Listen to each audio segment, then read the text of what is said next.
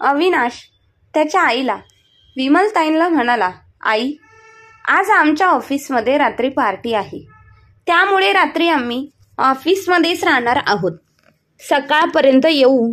तू व्यवस्थित दरवाजे बंद कर आणि बाहेरच्या गेटला कुलूप लावून घे. हे ऐकून विमलताईला म्हणाले, बाळा, सुनबाई सुद्धा असणार आहे का तुझ्यासोबत? अविनाश म्हणाला, आई, तू नेहमीच फालतू बडबड करत असतेस. अगं, आता रिया सुद्धा माझ्या ऑफिसमध्येच काम करते, तर मग आम्हा दोघांना सुद्धा पार्टीमध्ये जावेच लागेल ना. यात विचारण्यासारखे काय आहे? आई म्हणाली, नाही बाळा, मी तर सहजच विचारले. तेवढ्यात रिया तिच्या खोलीतून बाहेर आली आणि अविनाशला म्हणाली, अविनाश, मला पटकन मार्केटमध्ये घेऊन चल. अरे, ह्या ड्रेसला मॅचिंग कानातले सापडतच नाहीयेत. कोणास ठाऊक कुठे ठेवले आहेत. बायकोचे बोलणे ऐकून अविनाशने पटकन बाईक काढली आणि तो लगेच रियाला मार्केटमध्ये घेऊन गेला. रात्रीचे 8 वाजले होते, त्यामुळे आपल्या पतीला महेशरावांना वेळेवर जेवण देता यावे म्हणून विमलताई स्वयंपाक खोलीत गेल्या. त्यांनी पाहिले तर जेवायला काहीही नव्हते. तोपर्यंत अविनाश मार्केटमधून आला. विमलताई रियाला म्हणाल्या, सुनबाई, आज जेवणासाठी काय बनवले आहे? तुझ्या बाबांच्या जेवणाची वेळ झाली आहे. त्यानंतर त्यांना औषधे सुद्धा घ्यायची असतात.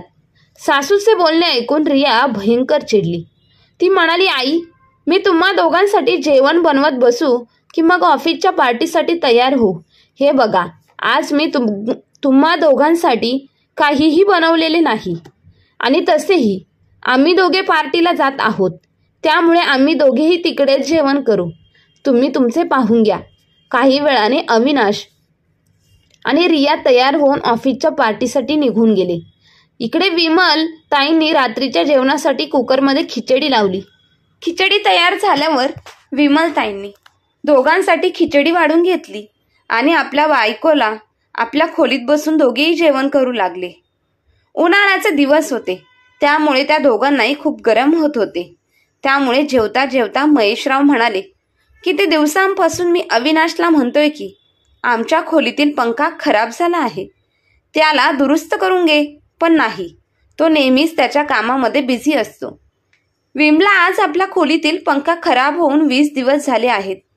20 दिवसांपासून त्याला सांगून सांगून माझे तोंड दुखले, पण मुलाने पंखा दुरुस्त करायला दिला नाही. आणि आता काही वेळापूर्वी पाहिलंच ना, सुनबाईला काहीतरी कानातले का काय घ्यायचे होते म्हणून ती त्याला बाजारात चल म्हणाली, तेव्हा कसा पटकन मोटरसायकल काढून तिच्यासोबत निघून गेला. अगं, त्याच्याकडे बायकोसाठी वेळ आहे, पण आपल्या आईबापांसाठी जराही वेळ नाही. एप्रिल मेचा उन्हाळा आहे, मला तर जेवण सुद्धा करू वाटत नाही.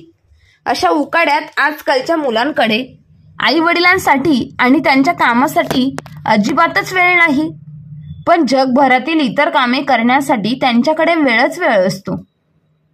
असो, तू तो पेपर इकडे दे. रोजच्या प्रमाणे ह्या पेपरने हवा घेता येईल. अशा उकाड्यात झोप तर अजिबात येत नाही. अंगणामध्ये झोपावे म्हटले तर मच्छर झोपू देत नाहीत. विमलाताई म्हणतात, उद्या अविनाशला आपण पुन्हा एकदा सांगू की आमच्या खोलीतील पंखा दुरुस्त कर, नाहीतर आम्ही दोघे एवढ्या गरमीने आजारी पडू, मग तुझेच काम वाढेल. असे बोलून विमलाताई दोघांच्या जेवणाचे ताट ठेवण्यासाठी स्वयंपाक खोलीमध्ये गेल्या. त्यानंतर त्यांनी गेटला कुलूप लावले आणि सर्व खोलीतील दरवाजे खिडक्या बंद आहेत की नाही हे पाहू लागला. जेव्हा त्या मुलाच्या आणि सुनेच्या बेडरूममध्ये गेल्या तेव्हा त्यांनी पाहिले तर बेडरूम मधील एसी तसाच चालू होता. संपूर्ण खोली थंडगार झाली होती. त्यामुळे विमलताई बेडरूममध्ये 2 मिनिट थांबल्या. त्यांना असं वाटत होते की जसे काही त्या थंड हवेच्या ठिकाणी झाल्या आहेत. त्यानंतर त्या एसी बंद करण्याचा प्रयत्न करत होत्या. त्यांना वाटले की मुलगा सकाळपर्यंत येईल तोपर्यंत हा एसी असाच चालू राहील, पण त्यांना एसी कसा बंद करायचा हे समजत नव्हते. त्यांनी एसी बंद करण्याचा खूप प्रयत्न केला, पण विमलाताई यांना काही एसी बंद करू शकल्या नाहीत. त्यानंतर त्या आपल्या खोलीमध्ये जाऊन महेशरावांना म्हणाल्या, आज खरंच खूप गरम होत आहे. आपल्या मुलाच्या खोलीतील एसी तसाच चालू आहे आणि मलाही बंदही करता येत नाही.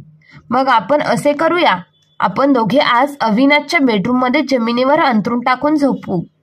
कमीत कमी आज तरी आपल्याला व्यवस्थित झोप लागेल. महेशरावांना देखील विमल ताईंचे बोलणे पटले आणि ते दोघेही अविनाशच्या बेडरूममध्ये अंथरूण टाकून झोपले. एसीच्या थंड हवेमध्ये ते एवढे गाढ झोपले की त्यांना पहाटेचे 5 कधी वाजले हे ठाऊकच झाले नाही. पहाटे 5 वाजता मुलगा आणि सून जेव्हा आपल्या ऑफिसच्या पार्टीनंतर घरी परत आले तेव्हा त्यांच्याकडे गेटच्या कुलपाची दुसरी चावी होती. मेन गेटचा दरवाजा उघडून ते आपल्या खोलीमध्ये आले आणि त्यांच्या बेडरूममध्ये आईवडिलांना झोपलेले पाहून अविनाश आणि रियाच्या तळपायाची आग मस्तकात गेली. अविनाश मोठ्या आवाजात म्हणाला, आई, तुम्ही दोघे आमच्या बेडरूममध्ये काय करत आहात? अगं, विसरलीस का? ही माझी आणि रियाची खोली आहे.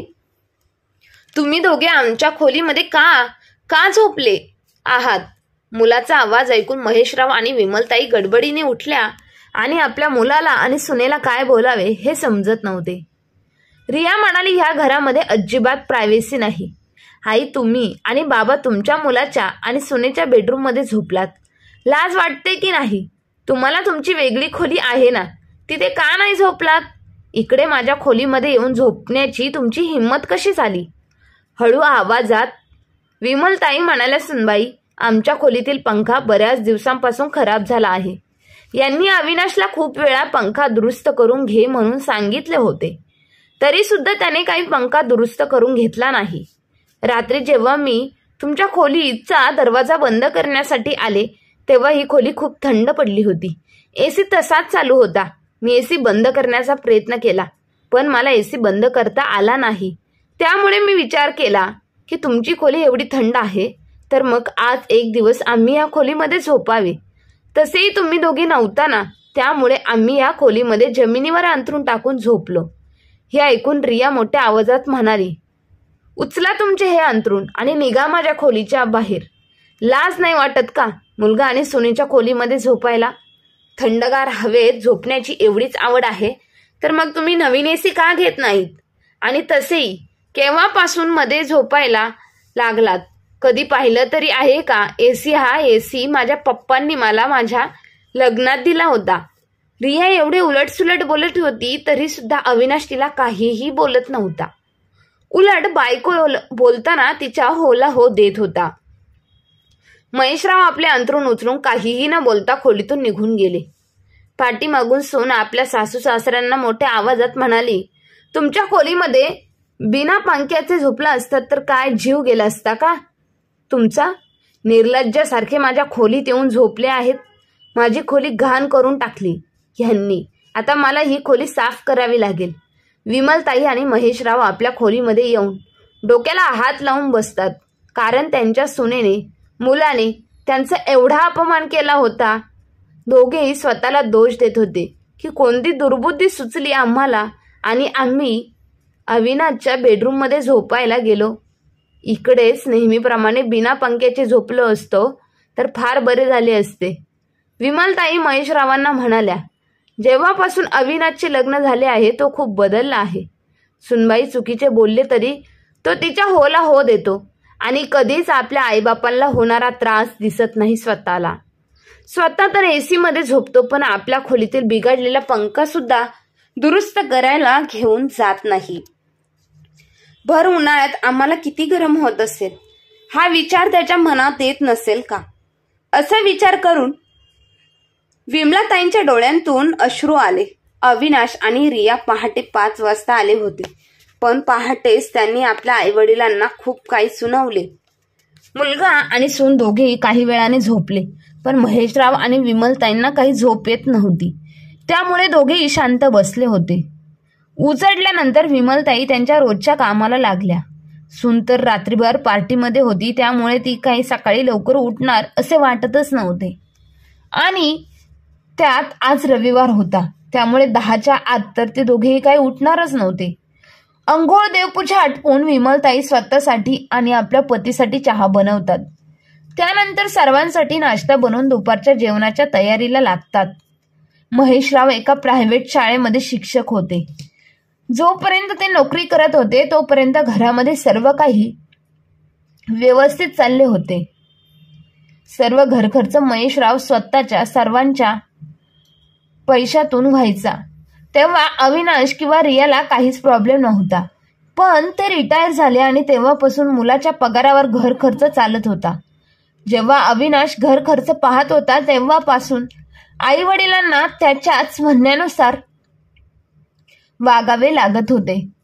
घरातील एखादी वस्तू बिघडली तर ते सर्व अविनाश बघत होता. मग ती वस्तू एका दिवसात नीट करायची की महिन्यानी हे त्याच्या मनावर होते. पण स्वतःला काही कमी पडले किंवा स्वतःची एखादी वस्तू बिघडली तर रिया किंवा अविनाश ताबडतोब नीट करून घ्यायचे. महेशराव आपल्या खोलीमध्ये बसून चहा पित होते. विचार करत होते की जेव्हापासून त्यांनी कमावणे बंद केले आहे तेव्हापासून मुलाचे आणि सुनेचे वागणे त्यांच्याबद्दलचे बदलले आहे. आता तर ते उलटसुलट बोलतात. त्यासोबतच मान मर्यादा सुद्धा विसरून जातात. हेही त्यांना समजत नाही की आपल्यापेक्षा मोठ्या असणाऱ्या वडीलधाऱ्या माणसांशी कसे बोलावे. जर माझ्या बायकोला गरम होत असेल आणि ती त्यांच्या खोलीमध्ये जाऊन झोपली तर मग तिने एवढा मोठा काय गुन्हा केला होता ज्याच्यामुळे मुलाने आणि सुनेने तिला एवढे काही ऐकवले. मी त्या दोघांसाठी किती काय केले होते ते त्या दोघांनाही दिसत नाही. 2 वर्षांपासून मी नोकरी करण्यास सोडून दिले. त्याआधी तर मी घरातील सर्व कारभार पाहत होतो, घर खर्च करत होतो. तेव्हा मी मुलाला आणि सुनेला कोणती बंदी घातली नव्हती. लाईट बिल किती येत होते तरी सुद्धा मीच भरत होतो.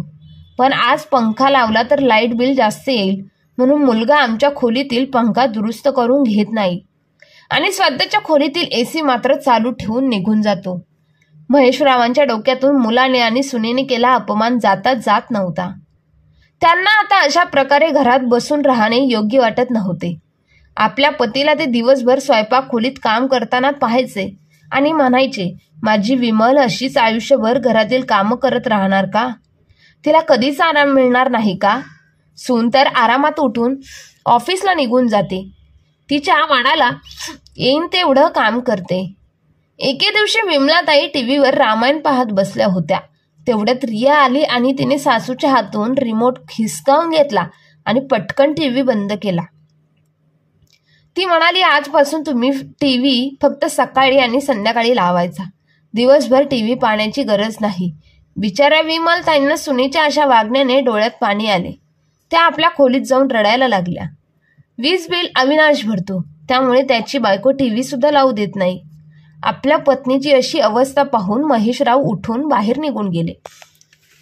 त्यांना मुलाचे आणि सुनेचे आपल्या पत्नीसोबतचे वागणे पाहून फार वाईट वाटत होते. आता त्यांनी विचार केला होता की काहीतरी असे करावे ज्याच्यामुळे त्यांना घरामध्ये आरामात राहता येईल. काहीतरी असे करावे ज्याच्यामुळे सून माझ्या बायकोवर कोणतेही निर्बंध लावू शकणार नाही. स्वतःच्या घरात माझी पत्नी तिच्या मनापासून राहू शकते. एक प्लॉट होता.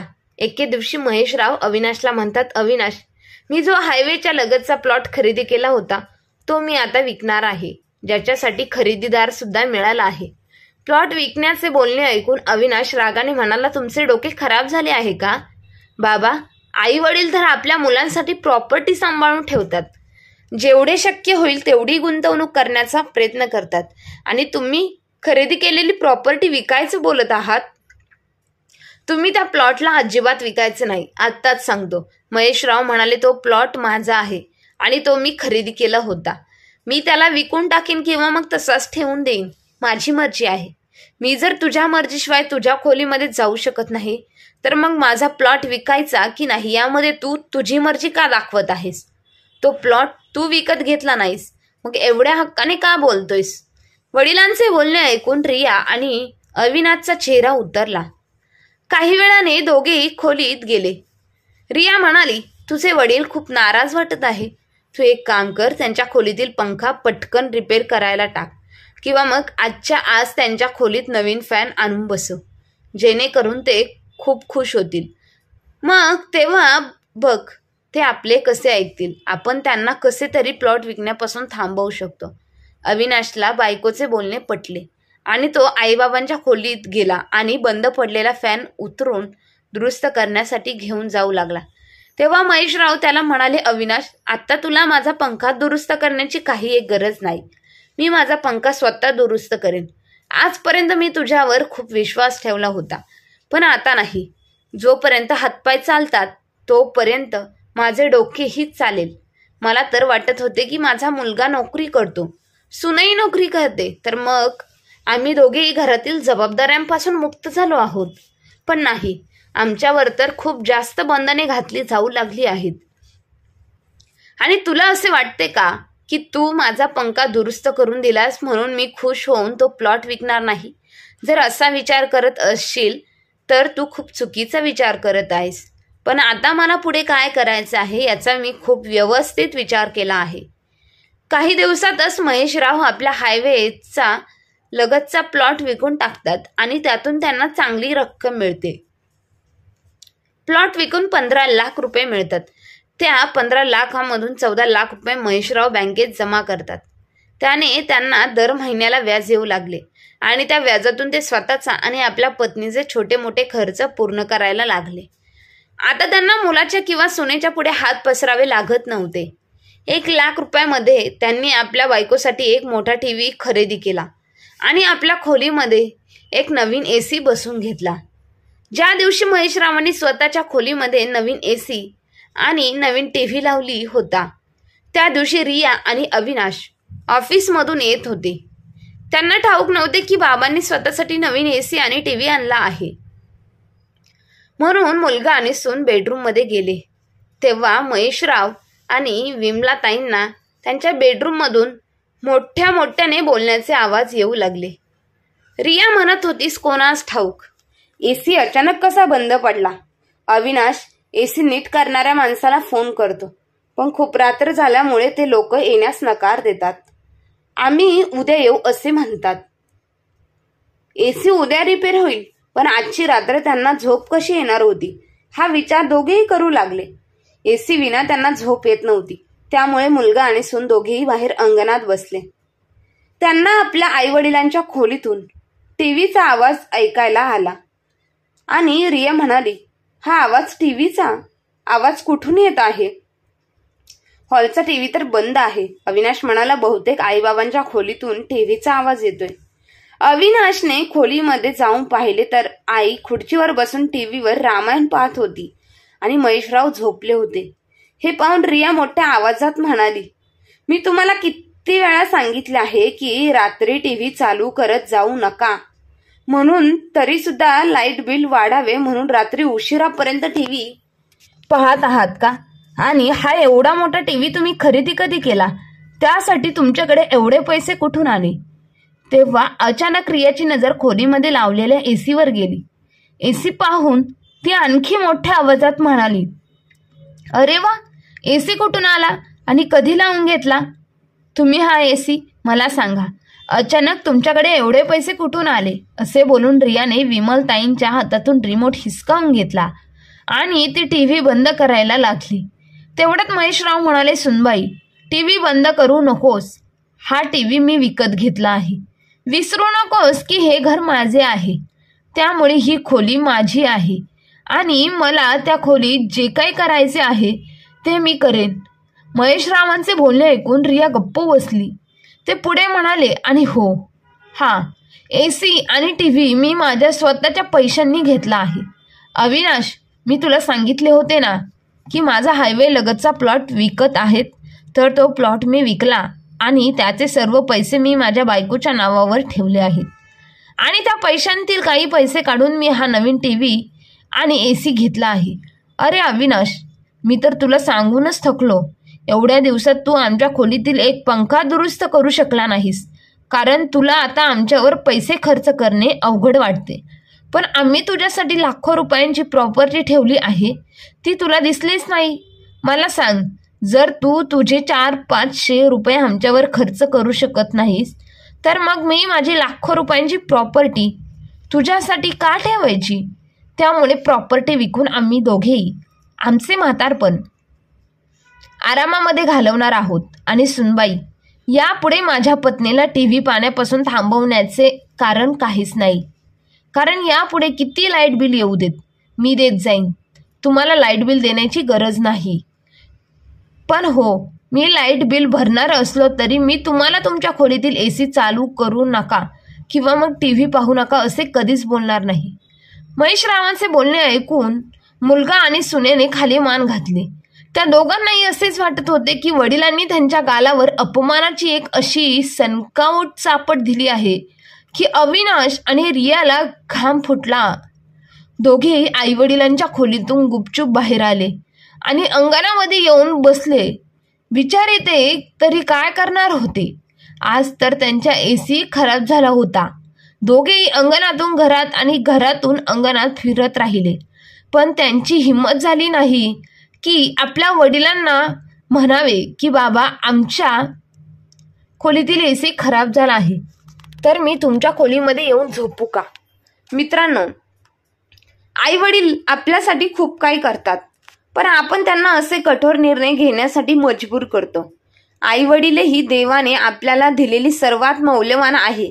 जर आपण आपल्या आई बाबांना खुश ठेवू शकलो नाही तर आपण खूप लज्जूर आहोत. प्रत्येकाच्या आयुष्यातील सर्वात मौल्यवान आशीर्वाद म्हणजे आई आणि बाबा. आपल्याला या जगात आणताना आपल्या आईने किती कष्ट सोचले हे कोणीही विसरता कामा नये. खरे तर आपले आई वडीलच आपल्याला आपल्या आयुष्यात यशस्वी करण्यासाठी जे प्रेम करतात त्याची यादी करणे शक्य नाही, जेणेकरून आपण आनंदी जीवन जगू शकू आणि त्या बदल्यात त्यांना प्रत्येक संभाव्य आनंद आणि आराम प्रदान करणे हे आपले कर्तव्य आहे. पण काही मुले अशी असतात की त्यांना आपल्या आईवडिलांकडे लक्ष देणं गरजेचं वाटत नाही आणि अशा मुलांना वठणीवर आणण्यासाठी आईवडिलांनी कठोर निर्णय घेतलेच पाहिजे. तुम्हाला काय वाटते ते माझ्या मित्र आणि मैत्रिणींनो, आजची ही कथा तुम्हाला कशी वाटली ते कमेंटमध्ये नक्की सांगा आणि अशाच नवनवीन कथा ऐकण्यासाठी आपल्या चॅनलला नक्कीच लाईक, शेअर, सबस्क्राईब नक्की करा. धन्यवाद.